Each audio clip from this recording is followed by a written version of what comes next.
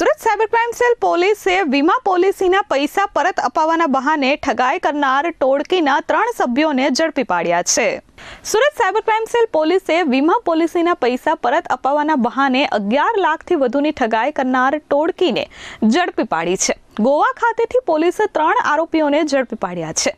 વર્ષ 2021, 22 અને 23 દરમિયાન લીધેલી જૂની પોલિસીના નાણાં પરત મેળવવાના નામે ફરિયાદી સાથે 11 લાખની ઓનલાઈન ઠગાઈ આચરવામાં આવી હતી. ઠગાઈના નાણાં એટીએમ દ્વારા વિડ્રો કરી અને અલગ અલગ એકાઉન્ટમાં ટ્રાન્સફર કરી 15 થી 20 હજારનું કમિશન મેળવવામાં આવતું હતું. પોલીસે 3 આરોપીઓની ધરપકડ કરી છે, જેમાં મુજાહિદ મુસ્તફા કમલ, ધરમરાજ પ્રભુનાથ પાસવાન અને શહાદત મોહમ્મદ સમીમ અંસારી સામેલ છે. વીમા કંપનીના નામે ખોટી ઓળખ આપીને જે કમ્પ્લેનન્ટ છે એમની સાથે છેતરપિંડી કરનાર 3 આરોપીઓને સુરત સાયબર ક્રાઇમ સેલે ઝડપી પાડ્યું છે.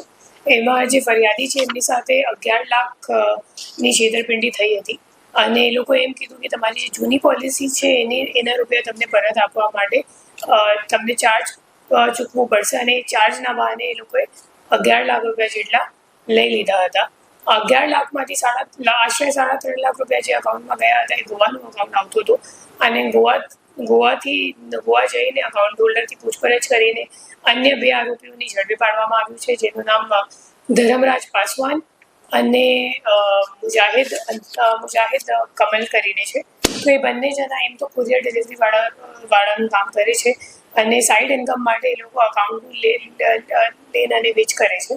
એ લોકોને દર ટ્રાન્ઝેક્શનનું 2% જેટલું કમિશન પણ મળતું હતું અને એ લોકો પછી અકાઉન્ટ દિલ્હીમાં રહેવાવાળો શહાદત અંસારીને એ લોકો અકાઉન્ટ આપતા હતા. શહાદતને પણ આપણી ટીમ દિલ્હી ખાતેથી ઝડપી પાડી છે. તો ટોટલ આપણે આ ગુનામાં 3 આરોપીઓને અરેસ્ટ કર્યું છે અને જે શહાદત છે એ પછી ઉપર બીજા કોઈને અકાઉન્ટ આપતો હતો, એ પણ કમિશન પેટે કામ કરતો હતો અને શહાદત પણ મેઇન તો ઉબર રાઈડ અને ઓલા વગેરેનું કામ કરે છે. આ આરોપીઓને અત્યાર સુધી કેટલાનો ભોગ બનાવવામાં આવ્યો? અત્યાર સુધીમાં જે આરોપીઓ છે અમે લોકોની સામે હાલ સુધી એક જ અકાઉન્ટ મળ્યું છે, જે ગોવાવાળો અકાઉન્ટ છે. પણ એ લોકો કાયમ રીતે આ અકાઉન્ટનું કામ કરતા હોય છે, પણ હવે તપાસમાં સામે આવશે. Bureau report H24 news, Surat.